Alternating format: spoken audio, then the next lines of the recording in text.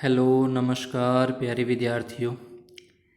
आज अपने कक्षा 7 विषय गणित के अंदर प्रश्नावली 1.1 के सवालों को हल करेंगे, जो कि नया पाठ्यक्रम नया सिलेबस 2023-24 का आया है। उसके अनुसार अपने सभी प्रश्नावलियों को 1 बाय 1 सॉल्व करते जाएंगे।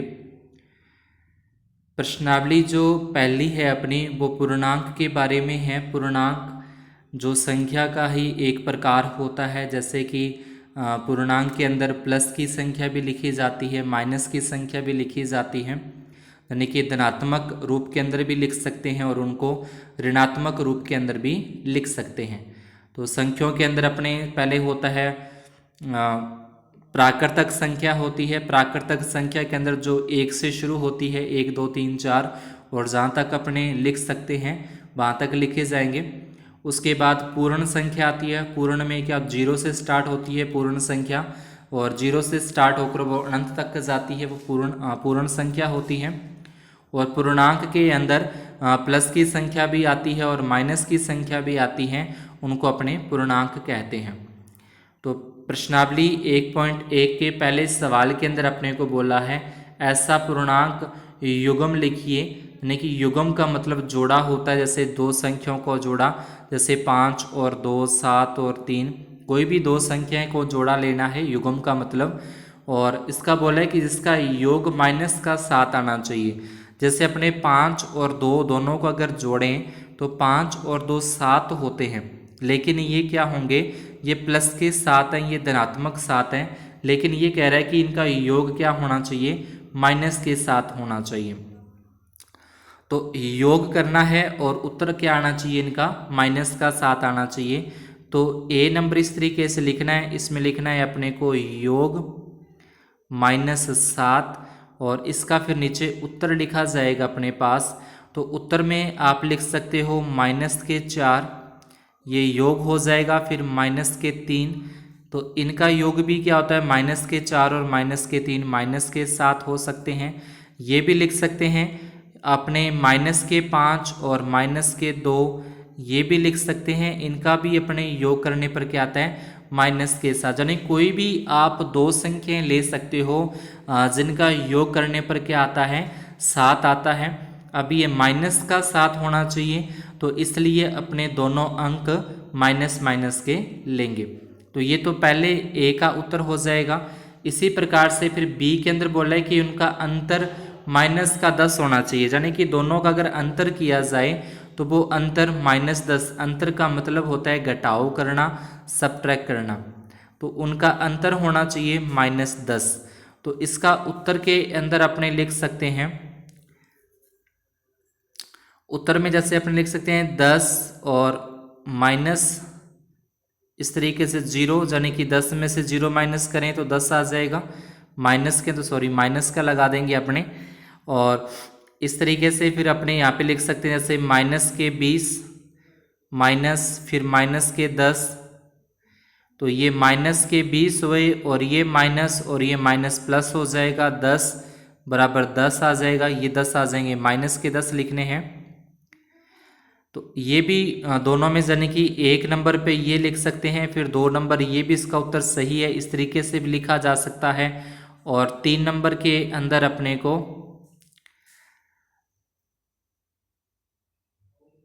इस तरीके से 10 -20 बराबर -10, तो ये भी अपने लिखा जा सकता है। 10-20 की जगह पे आप 15 और 5 ले सकते हो। 15 में से 5 में से 15 घटा देंगे तो 5 और 15 भी लिखा जा सकता है यहाँ पे। तो इनको घटाने पर भी -10। लेकिन कोई भी संख्या जो अपने माइंड के अंदर आती है, आपके दिमाग में आती है कि जिनको घटाने पर उत्तर क्या आना चाहिए, -10 आ जाना चाहिए, वो कोई भी संख्या आप यहाँ पे ले सकते हो। सी नंबर के अंदर अपने को बोला है कि उन दो संख्याओं का योग 0 होना चाहिए। योग 0 होने का मतलब जैसे, तो इस सी का उत्तर अपने लिखेंगे, कोई भी दो अंक ले सकते हो, उनका योग करने पर, योग का मतलब बीच में प्लस का निशान आएगा। तो एक आप इसमें ले सकते हो 1, और यहाँ पे ले सकते हो -1। तो 1 - 1 0 होता है। इसकी जगह पे अपने 2 ले सकते हैं, 2 -2, 2 में से 2 घटाएंगे, इसका उत्तर 0 होता है। तो यानी कि इनका योग करना है और योग करने पर अपने इसका उत्तर 0 आना चाहिए। आप लिख सकते हो -2 और +2, इसका भी 0 हो सकता है। तो इस तरीके से कितने भी उत्तर आप इसके लिख सकते हो जो आपके माइंड के अंदर आए वो अपने यहाँ पे लिखे जा सकते हैं, कोई भी गलत नहीं होगा, लेकिन उनका योग क्या आना चाहिए, 0 आना चाहिए। जो प्रश्न के अंदर बोला है वो उसका उत्तर आ जाना चाहिए। फिर सेकंड प्रश्न के अंदर बोला है एक ऐसा ऋणात्मक पूर्णांक युग्म लिखिए जिसका अंतर 8 है। अंतर 8 है जिस मतलब दोनों को घटाने पर उत्तर 8 आना चाहिए। और ऐसा अपने को एक ऋणात्मक पूर्णांक यानी कि एक ऋणात्मक पूर्णांक युग्म लिखना है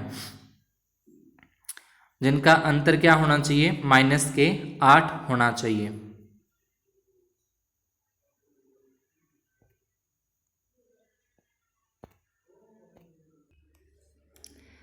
इसका उत्तर अपने पास आ जाएगा। ए नंबर का उत्तर अपने को लिखना है। जैसे अपने -4 तो ये भी एक ऋणात्मक पूर्णांक है और -12 ये भी अपना ऋणात्मक पूर्णांक है। दोनों के दोनों क्या लेने हैं, यहाँ पे ऋणात्मक पूर्णांक युग्म लेने हैं और उनका अंतर करना है। अंतर करने के लिए यहाँ पे बीच में आ जाएगा माइनस का।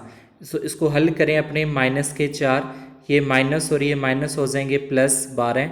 अब 12 में से 4 घटाएंगे तो 8 होते हैं। इस तरीके से अपने और भी ले सकते हैं जिनका अंतर क्या, जैसे अपने -6 और -14 ले सकते हैं। ठीक है, जैसे -6 आ जाएंगे, ये माइनस और ये माइनस हो जाएगा +14। अब 14 में से 6 घटा दें तो 8 आते हैं। तो इस तरीके से कोई भी दो आप चाहो तो ये भी लिख सकते हैं, ये भी सही है। आप चाहें तो ये लिख सकते हैं, ये भी सही है। इसके अलावा आप और भी ले सकते हैं, जैसे 2 और 10 होते हैं। उसके बाद अपने 8 और उसमें 8 ले सकते हैं और 8 के साथ अपने 16 ले सकते हैं। तो इस तरीके से इनका अंतर क्या हो जाएगा, 8 आ जाता है। नेक्स्ट है बी नंबर के अंदर एक ऋणात्मक पूर्णांक होना चाहिए और एक धनात्मक होना चाहिए।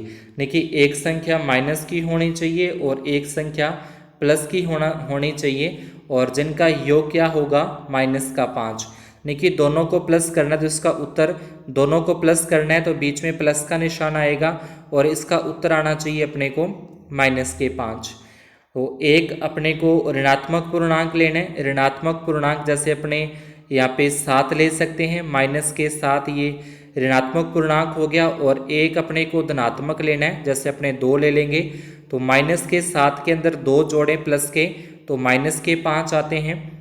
आप ये भी लिख सकते हैं, जैसे -11 एक ऋणात्मक पूर्णांक हुआ और यहाँ पे एक धनात्मक पूर्णांक लेना है तो वो अपने ले सकते हैं 6। 11 में से 6 घटा देंगे तो -5 आते हैं। तो कोई भी दो एक ऋणात्मक और एक धनात्मक पूर्णांक लेते हुए उनका बीच में योग करना है और उत्तर आना चाहिए -5।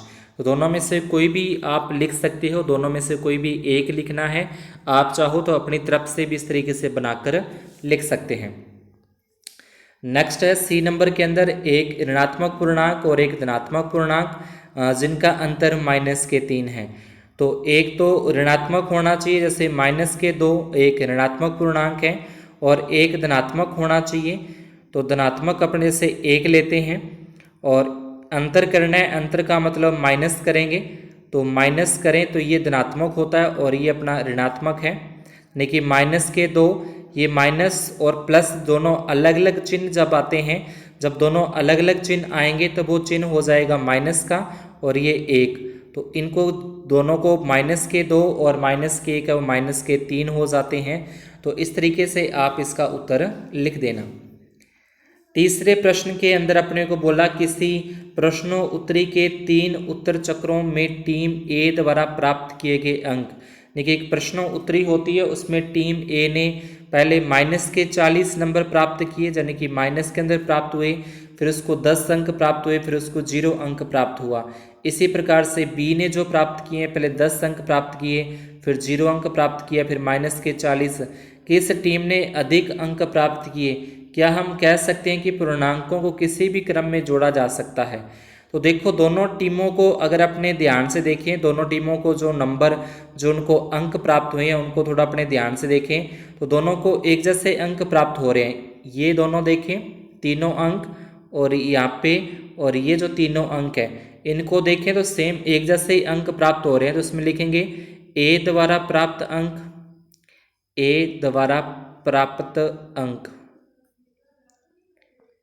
ए द्वारा प्राप्त अंक, तो इसमें आ जाएगा माइनस के 40, उसके बाद फिर प्लस के 10 और प्लस के 0। तो इसको अगर अपने हल करें तो यहाँ पे सीधा सा अपने के 10 में 0 जोड़ने पर 10 ही होगा। अगर 10 में अपने 0 जोड़ दें 10, और माइनस के 40 है और प्लस के 10 है, तो एक अंक माइनस का हो और एक अंक प्लस का हो तो वो माइनस होता है। तो ये आ जाएंगे माइनस के 30 अंक प्राप्त हुए हैं ए टीम को। इसी प्रकार से बी द्वारा प्राप्त अंक, बी द्वारा प्राप्त अंक, तो बी को जो अंक हुए पहले 10 नंबर मिले, फिर उसको 0 नंबर मिला और फिर उसको 40 नंबर माइनस के अंदर मिले हैं। तो इसमें भी पहले 10 में 0 जोड़ें 10 होते हैं, 10 में से 40 घटा दें, तो 10 में से 40 घटा दें तो ये बचेंगे अपने पास माइनस के 30। तो दोनों को ही क्या हो रहा है, एक जैसे अंक प्राप्त हो रहे हैं, माइनस के 30 और माइनस के 30। तो किस टीम ने अधिक अंक प्राप्त किए, तो यहाँ पे लिख देंगे दोनों टीमों ने समान अंक प्राप्त किए, दोनों टीमों ने समान अंक प्राप्त किए। ये पूरी की पूरी लाइन अपने को लिखनी है, दोनों टीमों ने समान अंक प्राप्त किए बराबर माइनस के 30। लास्ट चौथे प्रश्न के अंदर निम्नलिखित कथनों को सत्य बनाने के लिए रिक्त स्थानों की पूर्ति करनी है। तो यहाँ पे माइनस के 8 अपने को दे रखे हैं, तो यहाँ पे माइनस के 5 दोनों को बराबर हो जाएंगे। -53 के अंदर अपने कितने जोड़ें कि माइनस के 53 ही आए, यानी कि 53 में कितने जोड़ें कि 53 ही आए। 53 में कितने ऐड करें कि 53 आ जाए तो 0 आ जाएगा। उसके बाद 17 में से यानी कि 17 में कितने जोड़ें कि उत्तर 0 आए। 17 में कितने जोड़ें कि उत्तर 0 ही आना चाहिए, तो ये आ जाएंगे माइनस के 17। तो यहाँ पे अपने क्या लिखना है, माइनस के 17 लिखने पर 0 आ जाएगा।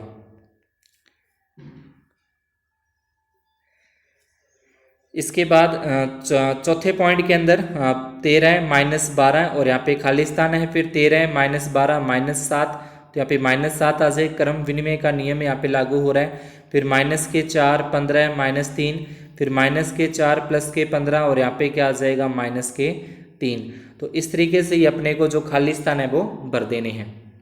तो आज की क्लास में अपने इतना ही। ये कक्षा 7 प्रश्नावली 1.1 के सभी सवालों को अपने हल किया है।